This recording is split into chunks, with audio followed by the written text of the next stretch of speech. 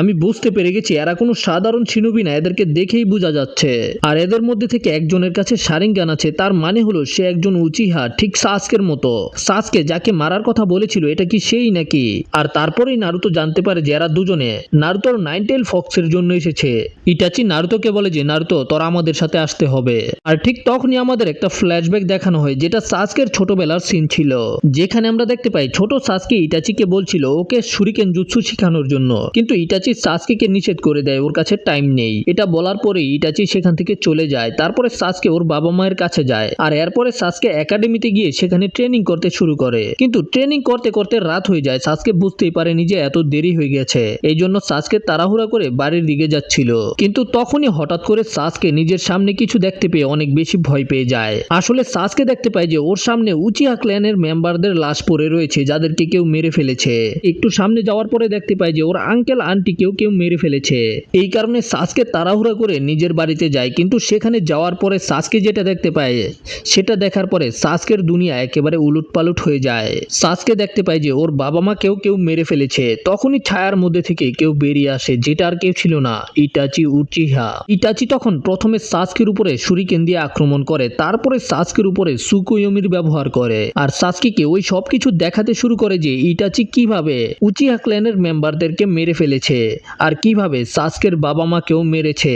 এগুলো দেখার পরেই সাসকে নিচে পড়ে কান্না করতে শুরু করে, আর ইটাচিকে বলে তুই এইগুলো কেন করলি? এতে ইটাচি বলে আমি আমার এবিলিটিকে টেস্ট করার জন্য এই সব কিছু করেছি। আর এটা শোনার পরেই সাসকে ইটাচির উপরে আক্রমণ করতে যায়। তুই কি পাগল হয়ে গেছ? কিন্তু ইটাচি সাসকেকে একটা ঘুষি দিয়ে সাসকের কুতকুতানি ছুটায় দেয়। আর তখন সাসকে এত বেশি ভয় পায় যে সেখান থেকে পালাতে শুরু করে, কিন্তু ইটাচি আবারও সাসকের সামনে চলে আসে। এতে সাসকে বলে যে প্লিজ আমাকে মারিস না, আমি বাঁচতে চাই। ইটাচি বলে তোরে মাইরে কি হইব, কিন্তু যদি তুই কখনো প্রতিশোধ নিতে চাস তাহলে শক্তিশালী হয়ে আমারে খুঁজা বের করে মারতে চলে আসিস। এদিকে বর্তমানে নারুতোর বয়ে গান ফেটে গেছে, তার উপরে কিসামি বলে যে যাতে এই পিচ্ছি পালাতে না পারে আমি ওর দুইটা পা কেটে ফেলি। আর যখনই কিসামি নারুতোর দিকে এগিয়ে যাচ্ছিল তখনই সেখানে সাসকে চলে আসে, বলে ও অনেকদিন পরে দেখা হলো সাসকে। ইটাচি উচিহা মরার জন্য রেডি হয়ে যায়। এটা বলার পরেই সাসকে চিডোরিকে বের করে, এখনই আমি তোরে শেষ করে দিমু। সাসকে চিডোরিকে নিয়ে ইটাচির উপরে আক্রমণ করতে যেতে শুরু করে, কিন্তু তার পরের সিনে আমরা দেখতে পাই যে ইটাচি সাসকের হাতকে ধরে ফেলেছে, যেটা দেখার পরেই নারুতো বুঝতে পেরে যায় যে সাসকে এখন অনেক বড় বিপদে আছে। এই কারণে নারুতো নাইনটেইলের চাকরাকে বের করতে শুরু করে। ইটাচি এবং কিসামেও এটা বুঝতে পারে।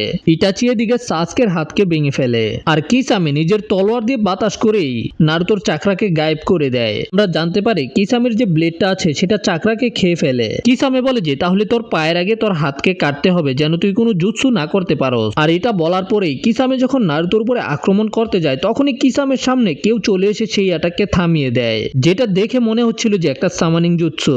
আর আমরা দেখতে পাই যে এটা তো একটা ফ্রগ। আর মাস্টার জিরায়ের কণ্ঠ শুনতে পাই। মাস্টার জিরায়া বলে যে তোরা দুইজনে মনে হয় আমারে আসলেই চিনোস না রে, আমি হইলাম জিরায়া দা টোট সেজ। আরো অনেক কিছু বলে যেগুলো আমি বলতেই পারতাম না, মানে নিজের প্রশংসা করে আর কি। যাই হোক, এখন বন্ধুরা সামনাসামনি আছে ইটাচি কিসামে, আর ওদের সামনে আছে জিরায়া। দুঃখের ব্যাপার হলো যে এই ভিডিওটাকে আমাকে এখানেই শেষ করতে হবে, কিন্তু পরের ভিডিওটা অনেক বড় হবে আমি প্রমিস করছি। আর হ্যাঁ, তোমরা চাইলে আমার ফেসবুক পেজ এবং গ্রুপের মধ্যে জয়েন করতে পারো, আমি ডিসক্রিপশন এবং কমেন্টের মধ্যে লিংক দিয়ে দিব।